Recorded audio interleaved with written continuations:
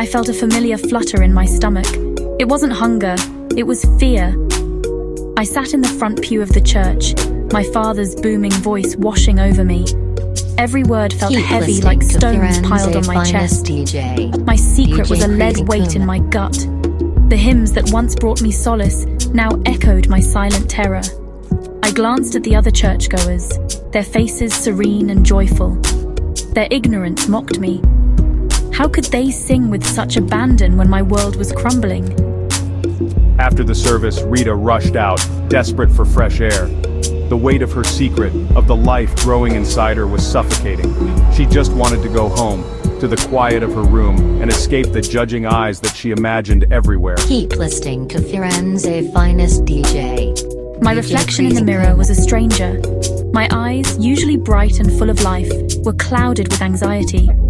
I tried to smile, but it felt unnatural, foreign. My secret was a mask I couldn't remove. My father's words from his sermon echoed in my ears. Honesty is the cornerstone of faith. Guilt gnawed at me. How could I confess my sin, my mistake, and face his disappointment? The thought was unbearable. Days turned into a blurry torment. Rita became a master of disguise, hiding her changing body under loose clothing. Each carefully crafted lie, each deflected question, chipped away at her soul. The fear of discovery was a constant shadow. I scrolled through my phone, looking at pictures of Amos. In every photo, he was smiling, carefree, oblivious. He had no idea about the storm raging inside me, the life we had created together. I thought about calling him, about telling him the truth, but the words wouldn't come. How could I burden him with this, with the consequences of our actions? He was so young, so full of dreams, dreams that didn't include fatherhood. Seeing his carefree face only amplified her own turmoil. His life was moving forward while hers felt frozen in time, a prisoner of her secret.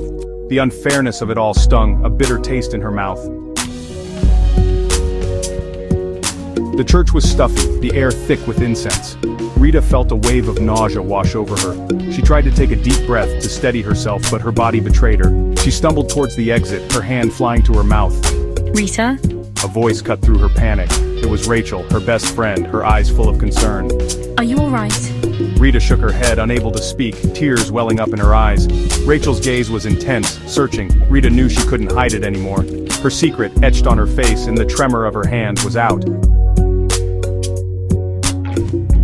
I'm pregnant.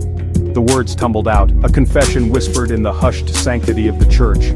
Rita looked at Rachel, her eyes pleading for understanding, for forgiveness. Rachel's expression shifted from concern to shock, her mouth forming a silent O. The silence stretched between them, thick and heavy. It was broken only by Rita's ragged breaths and the distant murmur of the choir's rehearsal. How could you? Rachel finally whispered, her voice laced with a mixture of disappointment and disbelief. Rita flinched, the weight of her friend's judgment heavier than any stone. Stay focused and stay motivated. Chris Nkume says so.